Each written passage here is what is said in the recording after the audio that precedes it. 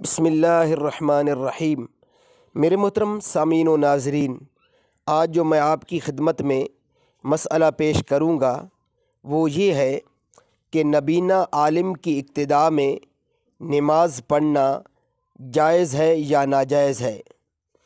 तो मेरे मोहतरम सामीन व नाज़रीन, ये मसला आप खूब अच्छी तरह ज़हन नशीन फरमा लें कि नबीना इमाम के पीछे नमाज इस सूरत में मकरूह है और नाजायज़ है जबकि वो पाकी पलीदी में एहतियात न कर सकता हो।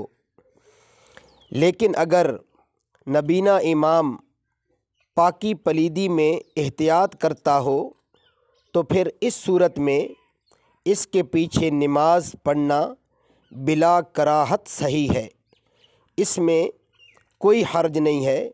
नबीना इमाम जो है पंजगाना नमाज़ों की भी जमात करवा सकता है और जुमुआ की जमात भी करवा सकता है बिला कराहत।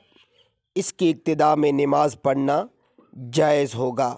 अल्लाह अमल करने की तौफ़ीक़ अता फ़रमाए। व आखिरु दावाना अनिल हम्दुलिल्लाहि रब्बिल आलमीन।